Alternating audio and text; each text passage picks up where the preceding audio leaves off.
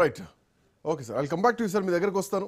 So అక్కడక్కడ counting సెంటర్ల దగ్గర కొంత ఉద్రిక్త వాతావరణం కనిపిస్తోంది. గజ్వేల్లో, సిద్దిపేట జిల్లా గజ్వేల్లో తీవ్ర ఉద్రిక్తత నడుస్తోంది. పోలీసులకు, బీఆర్ఎస్ పార్టీ నాయకులకు, కాంగ్రెస్ బీఆర్ఎస్ పార్టీ నాయకుల మధ్య ఘర్షణ నడుస్తోంది. బీఆర్ఎస్ అభ్యర్థి మమత గెలవడంతో ఆమె భర్త అక్కడ భారీ ర్యాలీ తీశారు. సో కాంగ్రెస్ అభ్యర్థి, ఓడిపోయినటువంటి కాంగ్రెస్ అభ్యర్థి ఇంటి దగ్గర బీఆర్ఎస్ పార్టీ నినాదాలు చేసేసరికి అక్కడ తీవ్రమైనటువంటి గందరగోళ వాతావరణం ఏర్పడ్డది. ఇరు వర్గాల మధ్య ఘర్షణ కూడా ఏర్పడ్డట్టుగా కనిపిస్తోంది. సో పరస్పరం కొట్టుకుంటున్నట్టుగా కూడా కనిపిస్తోంది. సో కొంత తీవ్రమైనటువంటి ఉద్రిక్తమైనటువంటి వాతావరణం అయితే మనకు గజ్వేల్లో కనిపిస్తుంది, స్పష్టంగా కనిపిస్తోంది. సో ఇప్పుడు కొన్ని కీలకంగా హంగ్ ఏర్పడ్డటువంటి సిచ్యువేషన్స్ కూడా కనిపిస్తున్నాయి. జహీరాబాద్, కేసముద్రం, కోహీర్, బెల్లంపల్లిలో హంగ్ ఏర్పడ్డది. వాటితో పాటు ఆలంపూర్ కానీ, ఇస్నాపూర్ కానీ, అమర్చింత, జనగామలో కూడా హంగ్ ఏర్పడ్డది. సో ఇక్కడ స్వతంత్ర అభ్యర్థుల ఓట్లే కీలకం కాబోతున్నాయి. ఆసిఫాబాద్, జమ్మికుంట, జిన్నారం, వేములవాడలో కూడా హంగ్ ఏర్పడ్డది. బోధన్తో పాటు అటు గద్వాల్, అలియాబాద్లో కూడా హంగ్ ఏర్పడ్డది. సో ఇక్కడ స్వతంత్ర అభ్యర్థుల ఓట్లు కీలకం కాబోతున్నాయి. ఆ తర్వాత ఎక్సఫిషియో మెంబర్స్ సంబంధించినటువంటి ఓట్లు కూడా కాంగ్రెస్ పార్టీ గెలుపుకు దోహదపడబోతున్నాయి. మహబూబాబాద్, మెదక్ మున్సిపాలిటీలో కూడా హంగ్ వాతావరణమే కనిపిస్తోంది. బట్ ట్రయాంగిల్ ఫైట్ ఉంటుంది అనుకున్నారు. ట్రయాంగిల్ ఫైట్ కాస్త జస్ట్ 1-1 ఫైట్లా మారిపోయింది. బీఆర్ఎస్ వర్సెస్ కాంగ్రెస్ పార్టీ లాగా ఈ ఫైట్ మున్సిపల్ ఎన్నికల్లో స్పష్టంగా కనిపిస్తోంది.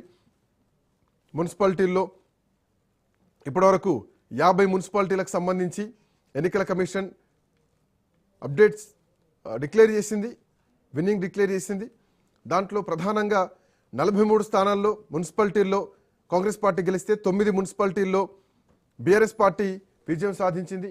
టోటల్గా 116 మున్సిపాలిటీలకు గాను 53 మున్సిపాలిటీలకు ఇప్పటికే విజయం కన్ఫర్మ్ అయిపోయింది. దాంట్లో 9 స్థానాల్లో బీఆర్ఎస్ పార్టీ మున్సిపాలిటీలను గెలుచుకుంది. 9 మున్సిపాలిటీలను కాంగ్రెస్ పార్టీ 43 మున్సిపాలిటీలను గెలుచుకుంది. సో కాంగ్రెస్ ఖాతాలో అటు మంచిర్యాల కూడా పడింది, కొంత ఉత్కంఠమైనగా ఉండే. సో మంచిర్యాల కూడా కాంగ్రెస్ పార్టీ ఖాతాలో పడింది. అక్కడ బీజేపీ కొంత బలంగా ఉన్నట్టు అనిపించింది. బట్ బీజేపీ వర్సెస్ కాంగ్రెస్ లాంటి ఫైట్ ఉంటున్నట్టే కనిపించింది.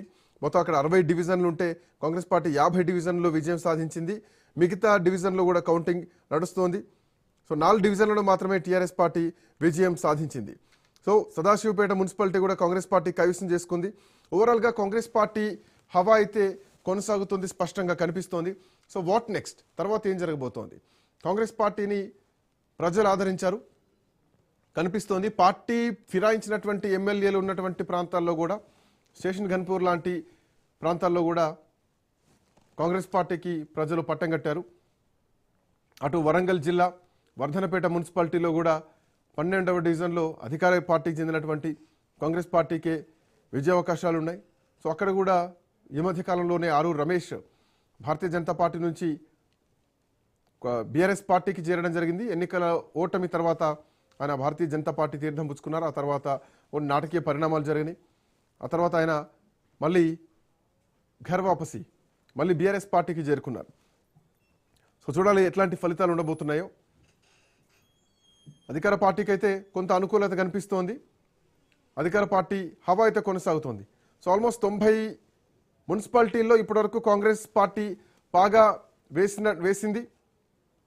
సో మిగతా సంబంధించినటువంటి కౌంటింగ్ కూడా నడుస్తుంది. ఆల్మోస్ట్ ఇక క్లైమాక్స్కు చేరుకుందనే చెప్పాలి. వరంగల్ జిల్లా వర్ధనపేట మున్సిపాలిటీలో 12వ డివిజన్లో అధికార పార్టీకి అనుకూలంగా లెక్కింపు చేస్తున్నారంటూ బీఆర్ఎస్ నాయకులు ఆందోళన దిగారు. ఆర్ఓ రీకౌంటింగ్ చేయాలంటూ డిమాండ్ చేస్తున్నారు. వర్ధనపేట మున్సిపాలిటీ 12వ వార్డులో రీకౌంటింగ్ చేయాలంటూ బీఆర్ఎస్ నాయకులు కౌంటింగ్